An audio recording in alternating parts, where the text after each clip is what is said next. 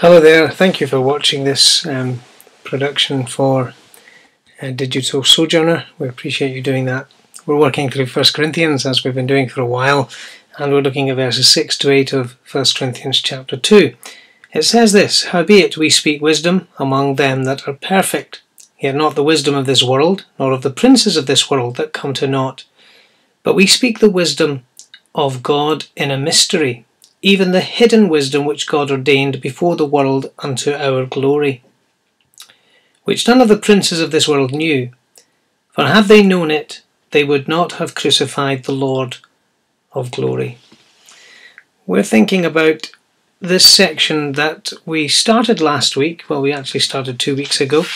We're looking at the section verses 1 to 8 of 1 Corinthians chapter 2, called the Testimony of God.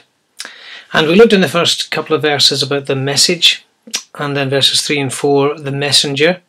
And last week we looked at the outcome of the message, that people's faith should not stand in the wisdom of men, but in the power of God. But in this section we're thinking about the fact of how God does communicate wisdom. You see, God does teach men and women truth and wisdom.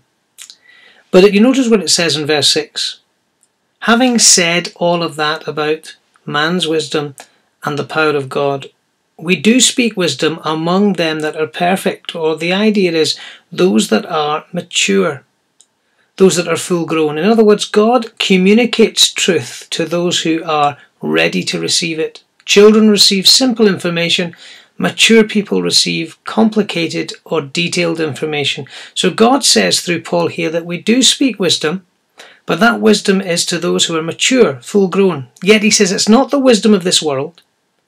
It's not the wisdom of the rulers or the intelligentsia of the world. He says because that will be brought to nothing, to be ineffective, brought to naught in a future day. The wisdom of the world is only for this world. It's only for the moment. But the wisdom of God is eternal. The wisdom of God has lasting value. It's about eternal issues, eternal truth. But Paul says in verse 7, we speak the wisdom of God in a mystery. And really what I think he's saying here is we speak the wisdom of God, we bring it to the Christian, and it's through the medium of this way of teaching, which is called a mystery. Now read the rest of the verse. Even the hidden wisdom which God ordained before the world unto our glory. In other words, this is truth that was hidden at one stage, and it is only revealed to those who belong to Christ.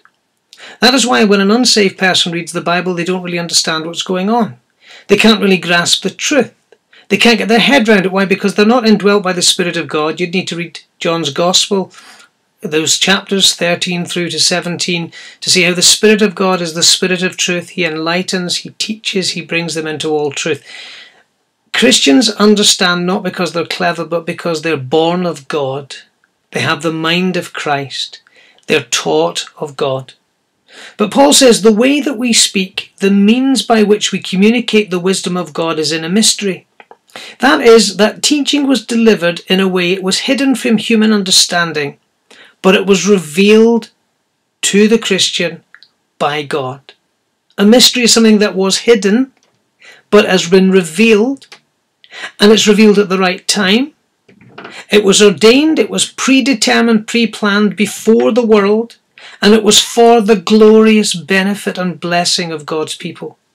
So this wisdom is being hidden in Christ, in God, pre-planned before the world, but revealed at the right time and revealed by God to those who are believers.